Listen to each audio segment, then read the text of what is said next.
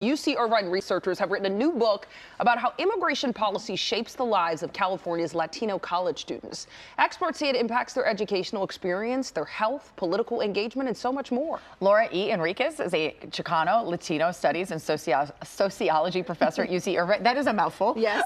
She's one of the researchers who helped write the book that we have right here, and she is here to talk about the findings. Yeah. This is such a fascinating topic. What did you guys, find out? Yeah, so we did a lot of work with UC, undocumented students, but also citizens with undocumented parents, and citizens who have lawfully present immigrant parents, to really try and understand how do immigration policies within families really affect students, right, in their everyday lives on campus.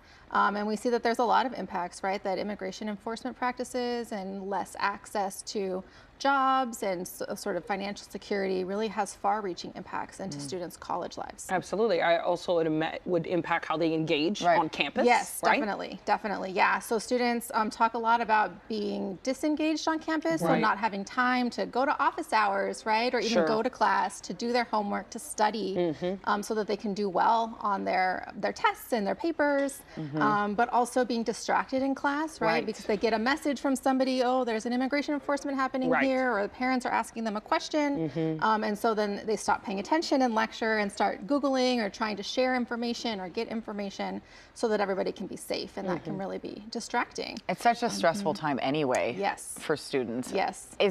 Did your findings also see resiliency come up? Yeah, so students, we really wanted to make sure that we don't just paint a negative picture. I think students are doing a lot to help their families, right, to be resilient, to push back, to get resources.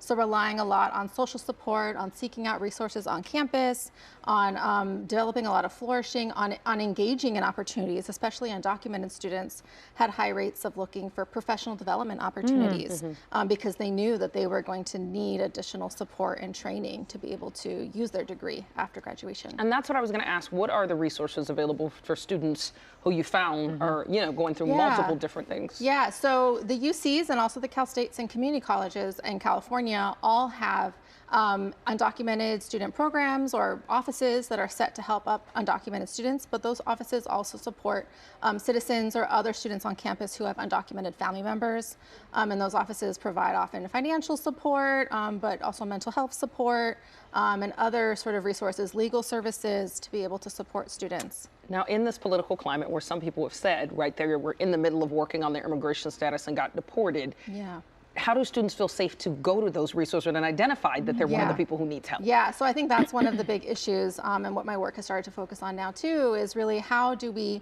get students to use resources, especially in these current moments. And what we see in California is actually, because there's been so much state support for undocumented populations and access to higher education for a long period of time, but also because students are guaranteed access to K-12 education, that there is often a lot of trust in educational institutions because they've been safe spaces for these students for so long. Well, that's good. All right. Well, thank you so much for being here. We really appreciate it. Congrats on the book. Yeah. It's like a really good one. And also, Zot Zot. Yes.